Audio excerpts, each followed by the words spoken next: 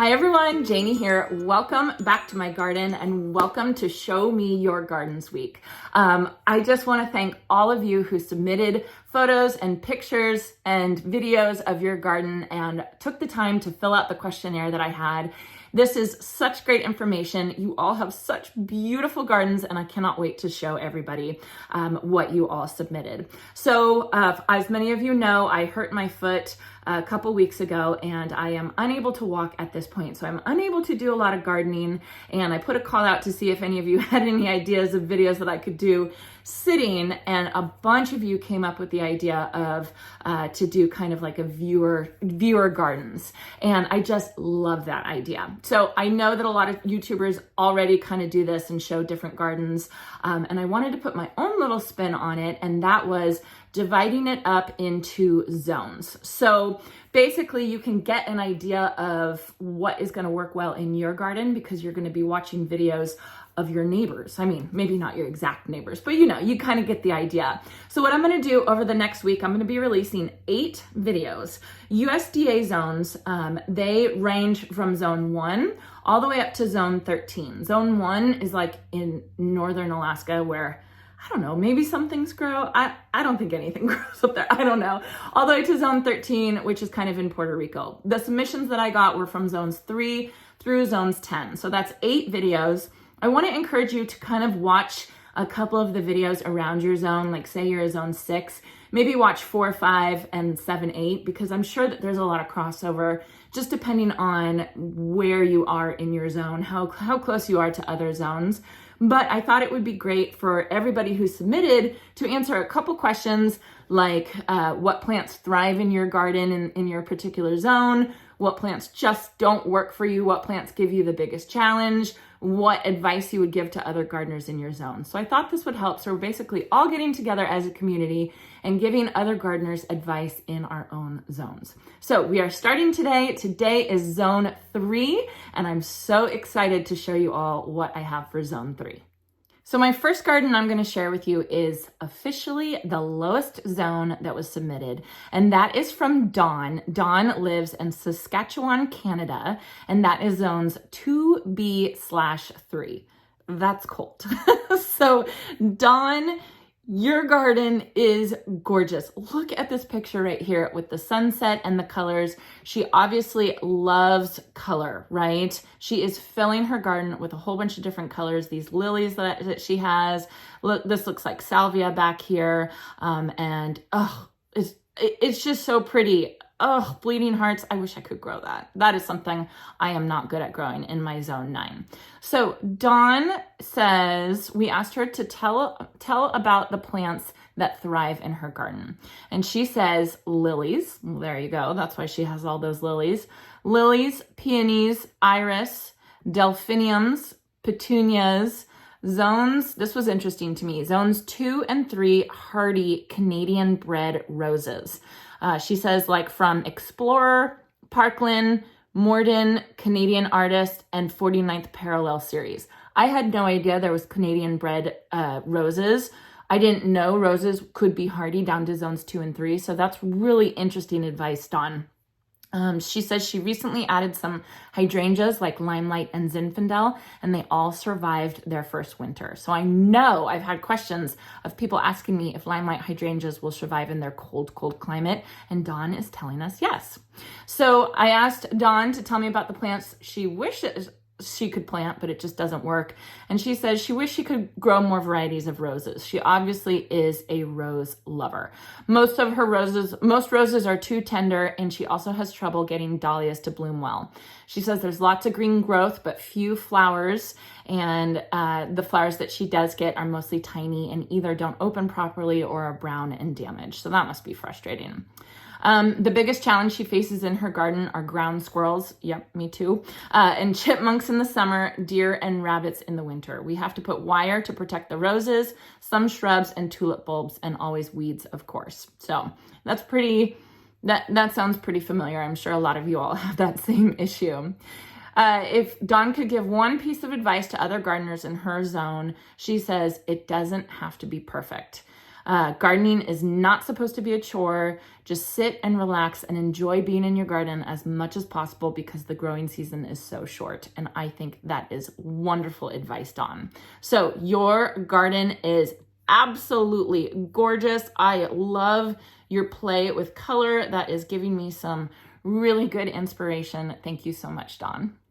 The next submission I have for Zone 3 is from Dolores. Dolores lives in Hackensack, Minnesota. Look at this garden. I mean, oh, it's beautiful. Look at the Russian sage. It looks like Monarda over off to the bottom right, the pink, and then some lady's mantle. This is gorgeous, Dolores. This makes me want to put some more berms in my garden because my garden is really, really flat. But seeing how you've planted over these raised berms, raised mounds is beautiful. And I'm shocked that you're growing Russian sage in Zone 3. I think that that is amazing. So Dolores says the plants that thrive in her Zone 3 garden are cold hardy hydrangeas, peonies, clematis, roses, salvia, daylilies, sedum, and iris. She also says Russian sage, nepeta, allium, rudbeckia, hosta, astilbe, ferns, baby's breath, and many more. That's fantastic. You obviously have a green thumb, my dear. Tell me about the plants you wish you could plant, but they don't work in your area. She says rhododendron, azaleas, and most perennials that are not cold hardy. What are the biggest challenges she faces? Deer, squirrels, and chipmunks. You could give one piece of advice to other gardeners in your zone. She says there are a lot of plants for Zone 3, and she also has some success with Zone 4 plants as long as they're in a more protected area. If you love a plant that might be questionable in your zone, give it a try. Amen. That is good advice. I completely agree with that.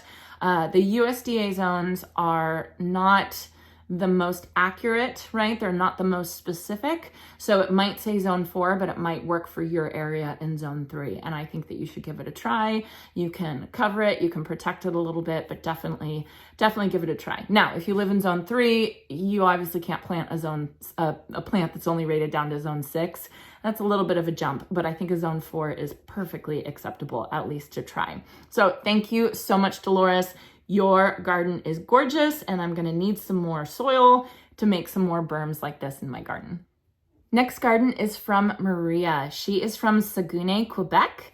Zone 3, again, it's Zone 3A, she says specifically. Look at her bulbs. Oh my goodness, look at her bulbs. She's got alliums, she's got tulips. Marie, I have to ask you, what is this dark plant? Is that lettuce? Is that like a dark romaine lettuce in between your tulips? It's beautiful. Let us know in the comment section if you're watching this, what that dark plant is in between all these bulbs, because that is so pretty, and I want to do that next year for sure.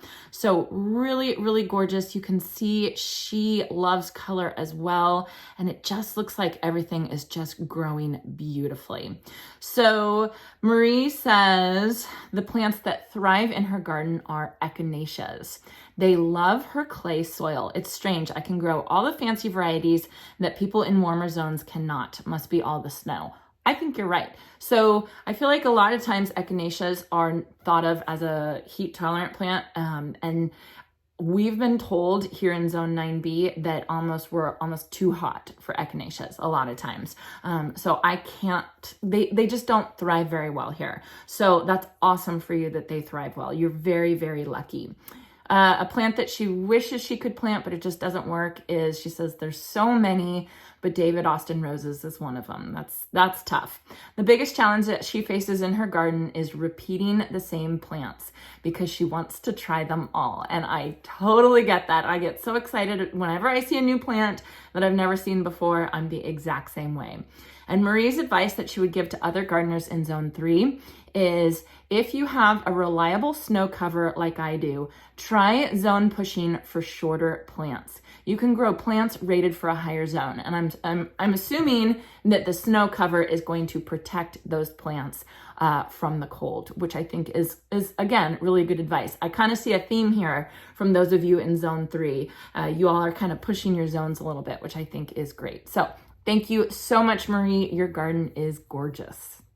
The next garden I want to show you is a beautiful garden from Maya, and she has her own YouTube channel called Simply Bloom, and her garden is gorgeous. Actually, her garden was one that I was thinking about that I wanted to show you all for the different zones. You know, when I started thinking about doing one video per zone, I thought, well, I'm definitely featuring Maya's garden for the Zone 3 video. I think her garden is so inspiring for all of you Zone 3 and honestly Zone 4 gardeners. I know you have a short gardening season, but you can definitely make the most out of it, and you can see how incredibly gorgeous Maya's garden is. Let's watch. Hi guys, I am Maya with the YouTube channel Simply Bloom. I live in northern Minnesota, Zone 3, and I just want to talk about my garden just for a little bit. I feel like in my Zone 3, northern Minnesota, we really don't get much of a spring. It just kind of goes straight from snow to time to plant in the garden. So the first thing I did this year, and I loved so much I wanted to talk about it, is I had this pile of rocks. I could not stay on the rocks, so my husband told me, just plant in it, make it something you love. So that's exactly what I did, and it turned out so well. So that's my part of my advice for you guys. If there's something that you don't really love, make it into something you love. So that's definitely what happened here, and everyone that came over always commented on my rock garden. So one of my favorite plants for the late spring, early summer are lilies, especially Asiatic lilies. They come in all sorts of colors. Of course, I only caught the red ones, and then tiger lilies as well. They are the perfect peachy color, orangey tone. I love them. They are deer and rabbit resistant, another good thing for my area. And then I also do the no dig, no till method like Janie. Highly recommend that for any zone, but I love to just plant it, lay down a thick layer of cardboard, and then top it off with some good mulch. Moving on to summertime, I love hydrangeas, especially these limelight hydrangea standards. They are just beautiful, and I also love sunflowers in the garden. They're not perennials, but they just brighten up the space so much. And I also encourage everyone to have a cut flower garden if you want. I thought being in a Zone 3, I wouldn't be able to grow cut flowers, but you definitely can. Rudbeckia, cosmos, zinnias, sunflowers, they're all great options, and flowers that really mature quickly to enjoy during the growing season. And I love making bouquets to give away to people. It just brightens everyone's day. Now moving on to another perennial that I love is this ultraviolet luminary phlox from Proven Winners. It is resistant to powdery mildew, which we get a lot of in my area because of all the rain and moisture that we get. This is resistant to it. I didn't see any signs at all, and it just doesn't flop like a lot of the other phlox that I'm used to. Another plant I love is this Goldstrom Rudbeckia. It's actually a Zone 4, but it does really, really well in my Zone 3. Moving on, I think everyone should have apples. I love apples. My favorite for my area is the Zestar apple. It's sweet, but tart at the same time, loaded with flavor, and it's the juiciest apple you will find. Moving on, I did just a quick little fall arrangement. I don't like to focus on them too much because everything freezes, and I do still plant in the fall. I think as long as the ground's not frozen, I will plant. Moving on to winter time, it's so important to have winter interest, being that we have 6 months of snow. So I love a fountain, statuary. Just make sure you drain your fountains before it freezes so they don't crack. I love ornamental crab apples, and then also the berries feed the birds, and I love multi-purpose. Also anything with arbors or trellises, they look so beautiful with snow. And evergreens, of course, they will always look good in the winter time. So my number one advice I could think of for other Zone 3 gardeners is, like I said, we have 6 months of snow, at least I do in Minnesota, and about 3.5 months of active growing season where we are actually growing things.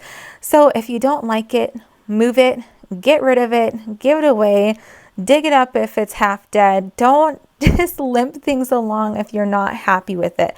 I'm constantly transplanting things. I'll plant something one year and then the next year I get a new plant that I think would look perfect in a certain area. So I have no problems at all moving things around, making it something I really, really love. So don't spend your time limping things along or just living with a half a garden that you kind of like. Make it yours and make it something you truly, truly love. So there are so many more things that I could talk about my Zone 3 garden. This is actually the third time filming because I keep rambling on, but I hope you enjoyed learning about my garden. I hope you all have a great day. Bye. Maya, that rock garden. I'm copying you. I'm taking notes. That is so beautiful. I love it so much. And your limelight standards, oh my goodness. So she says she gets down to negative 40 degrees in the winter, which is so cold. So I just, man, I'm just being here where the coldest we get is usually around 28 degrees Fahrenheit. The fact that things grow so well there is just incredible. And it's so fun to watch her garden and see what she can do dealing with her climate. And the joy that she gets out of the winter is just, it's so inspiring. You have to watch one of her winter videos because it is so inspiring, the beauty that she sees in nature in the winter. I love it so much. So Maya's advice, she kind of already said this in the video, but she said, don't live with something you love, move them around. They have 6 months of snow and 3.5 months of the season, so make sure it counts. And I completely agree with you. Get rid of something if you don't love it. It is not worth it. So thank you so much, Maya. I am going to link her channel in the description down below. Anytime anyone has a YouTube channel, an Instagram, a Facebook, or anything like that, I will link it down below. So make sure you check it out. So all of you Zone 3, Zone 4 gardeners, Zone 2 gardeners, you can make sure you follow Maya just to get even more inspiration from her. Next garden I want to share with you all from Zone 3 is from Pat. Pat lives in Saskatoon, Saskatchewan, Canada. Pat, you are so sweet. She said, I wanted to give a shout out to all the amazing people that pitched in, like Jason, Robbie, my parents, and my dad, who wanted to avoid the camera while I was down and out. And I just have to say, thank you for saying that, Pat. They deserve a shout out. I am definitely a lucky girl. So Pat, look at your mixed border. Holy moly, that is a beautiful, beautiful mixed border. I love the combinations of plants you have. So in her Zone 3 garden, she says the plants that thrive is most everything like grass and sometimes anything that is Zone 4. She says she can squeak it in. Tell me about the plants you wish you could plant but just don't work in your area. She says lantana. She just doesn't have enough time for it to get big, which I can understand that. The biggest challenge she faces in her Zone 3 garden is thrip attacks. Almost every year in the spring, it's an insect that sucks all the juice out of my flower heads and they don't open. Ugh. So yes, that would be incredibly frustrating. Your succulent hanging basket. Oh my goodness, it's so pretty, Pat. If you could give one piece of advice to other gardeners in Zone 3, what would it be? She says, try it out, and if it doesn't look good or make you happy, rip it out and try something else. Good advice. Pat, your garden is beautiful. I love the white backdrop. I think that's gorgeous. When I was deciding on what type of fence I wanted, I was going back and forth between white and black, and I think it could have been a toss-up. Beautiful garden. Thank you so much for submitting. Okay, last garden I have for Zone 3 is from Phyllis. She is in St. Albert, Alberta. And I want to show you this picture first. This is her before photo, which I think is so interesting because look at the after. It's gorgeous. It is so pretty. And look at that cute dog. So Phyllis says the plants that thrive as perennials in her Zones 3/4 garden are peonies, lilacs, sedums, Joe Pye, I think that's Joe Pye weed, liatris, heuchera, echinacea, astilbe, salvia, daylilies, lamb's ear, Carl Forster grass, I love that grass, dogwoods, ninebarks, and junipers. That sounds like a fabulous garden right there. Just those plants. Sounds like a fabulous garden. She says she would love to grow Japanese maples, blue atlas cedars, and kusa, I don't know if I'm saying that right, kusa dogwood. So yeah, those are the ones that she says don't really work in her area. She says the biggest challenge she faces is that they have a short growing season, about 123 days between first and last frost. So it's important to grow plants with a long bloom time so she can enjoy blooms every single 123 days. And I completely get that. If you could give one piece of advice to other gardeners in zone 3/4, what it would be. And she says, right plant, right place, and be sure to plant for winter interest. Absolutely. Thank you so much, Phyllis. Your garden is gorgeous. And the before and after shots, that was awesome. All right, so that is it for the Zone 3 gardens I have to share with you. I just want to thank those of you who submitted your pictures and your videos. Your gardens are so gorgeous and so inspiring. And I love that even with the short growing season, what you can do. Holy moly, what you can do. I don't think I've ever seen so many lilies in the gardens. It was just beautiful, just beautiful. So again, I will link whoever had a social media account in the description down below. So those of you who do garden in Zone 3 can follow whoever else is in Zone 3.